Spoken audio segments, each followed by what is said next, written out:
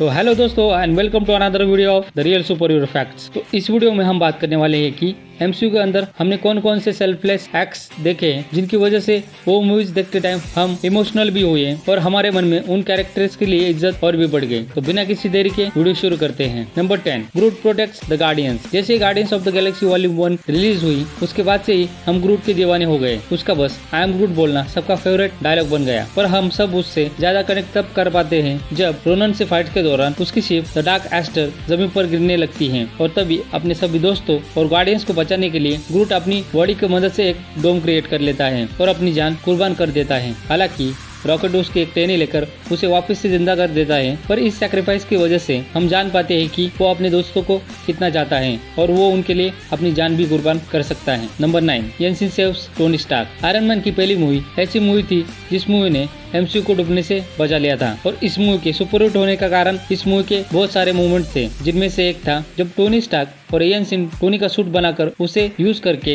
भागना चाहते हैं, पर तभी इस बात की खबर उधर के टेररिस्ट लोगों को हो जाती है और वो वहां आने लगते हैं। पर येंसिन को ये बात पता थी कि वो वहां आने से पहले सूट फाइट के लिए रेडी नहीं हो पाएगा। तभी वो टोनी और उस सूट को स्टार्ट होने के लिए थोड़ा टाइम मिले इसलिए खुद उन टेररिस्ट से लड़ने के लिए जाता है, जिसमें उसकी मौत हो जाती है। इसी येंसिन के सैक्रिफाइस की वजह से हम आयरन मैन को और उसके अलग अलग सूट को देख पाते हैं। Number 8, Quicksilver sacrifice his life. जब एवेंजर्स एज ऑफ अल्ट्रॉन के लास्ट बैटल सीन में सारे एवेंजर्स अल्ट्रॉन और अल्ट्रॉन बॉट से फाइट कर रहे होते हैं, तभी इस सीन में अल्ट्रॉन अपना आपा खोकर सब पर गोलियां बरसाना शुरू कर देता है। इसी बीच हॉकाई एक बच्चे को बचाने के लिए आता है, पर तब तक बहुत देर हो चुकी होती है और जैसे ही उस पर गोलियां बरसना शुरू होता है कि तभी हम देखते हैं कि क्विकसिल्वर ने अपनी जान का सैक्रिफाइस देकर हॉकाई और उस बच्चे की जान बचाई होती है। Number 7, Yondu saves Quill. Guardians of the Galaxy volume 2 में जब सब ईगो से लड़ रहे होते हैं, तब जो टाइम बॉम्ब ग्रूट ने ईगो के दिमाग के पास लगाया होता है वो फटने वाला होता है, तो इसलिए सारे गार्डियंस एक एक करके वहाँ से निकलने लगते हैं। लास्ट में वहाँ पर योंडू और पीटर क्विल बच जाते हैं, पर जब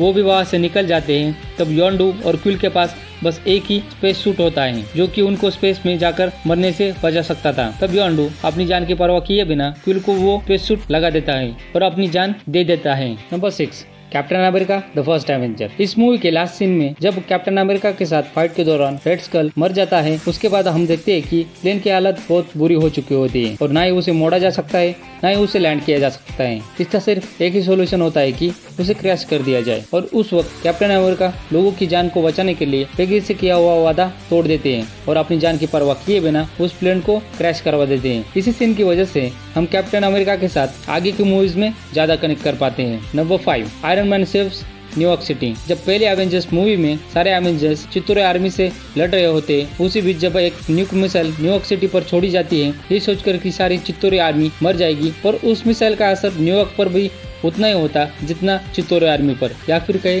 शायद उससे भी ज्यादा। तो तभी निक फ्यूरी उसे रोकने का काम आयरन मैन को देते हैं और आयरन मैन अपनी जान की परवाह किए बिना उस न्यूक मिसाइल को उसी होल में छोड़ देते हैं जहाँ से चित्तूरे आर्मी धरती पर आ रही होती है। वहाँ पर एक समय के लिए हमें ऐसा भी लगा कि आयरन मैन मर गया है, पर वो वहाँ पर मरता नहीं क्योंकि वो लोहे के जिगर वाला है। Number 4, Steve Rogers jumps on the grenade. Captain America the first Avenger movie में स्टीव रॉजर्स को फाइनल आर्मी में जाने का मौका मिलता है और सुपर सोल्जर के सिलेक्शन के लिए जब doctor Abraham Erskine Steve Rogers को अपना कैंडिडेट बताते हैं, तब चेस्टर फिलिप्स स्टीव रॉजर्स की टेस्ट लेने की सोचते हैं और एक फेक ग्रेनेड सभी सोल्जर के बीच में फेंक देते हैं, पर तभी हम देखते हैं कि स्टीव रॉजर्स अपनी जान की परवाह किए बिना उस ग्रेनेड पर कूद जाता है और सबको भागने के लिए कहता है। इसी सेल्फलेस एक्ट की वजह से उन्हें सुपर सोल्जर प्रोग्राम में चुना जाता है और वो कैप्टन अमेरिका बनते हैं। Number 3, Wanda force to kill Vision to stop Thanos. जब एवेंजर इन्फिनिटी वॉर में एवेंजर्स थैनोस की आर्मी से लड़ रहे होते हैं, तब एंड में वहाँ पर थैनोस आ जाता है और सारे एवेंजर्स उसको रोकने में लग जाते हैं और वो उसे रोक नहीं पाते। तभी माइंड स्टोन को थैनोस से बचाने का कोई दूसरा रास्ता ना देखते हुए विजन वांडा को उसे खत्म करने को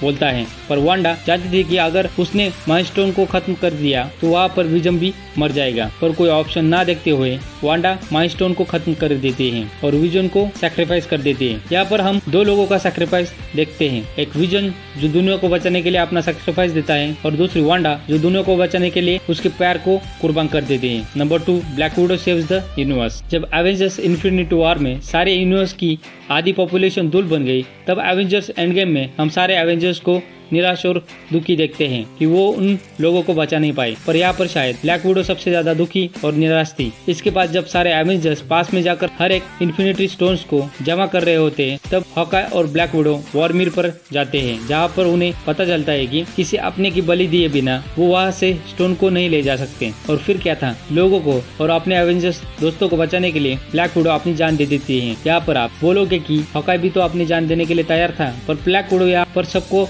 जिंदा करना चाहती थी, यहाँ तक कि हॉकाई और उसके परिवार को भी। Number 1, I am Iron man. हम सब ने टोनी स्टार्क के कैरेक्टर को ओवर द ईयर एमसीयू में ग्रो होते हुए देखा है, जहाँ पहले वो एक प्ले बॉय और बस अपने बारे में सोचने वाला कैरेक्टर था। आगे जाकर उसने सारी दुनिया को बचाने में कई बार मदद की है। मार्वल सिनेमैटिक यूनिवर्स की हिस्ट्री में सबसे बड़ा सैक्रिफाइस अगर किसी ने किया है तो वो टोनी स्टार्क है। सारी दुनिया को बचाने के लिए टोनी स्टार्क ने इन्फिनिटी स्टोन वाला गॉन्गलेट पहन लिया और चुटकी बजा के थानोस और उसकी आर्मी का सफाई कर दिया। तो एमसीयू में इन सेल्फलेस एक्ट्स के आगे भी एपिसोड आएंगे।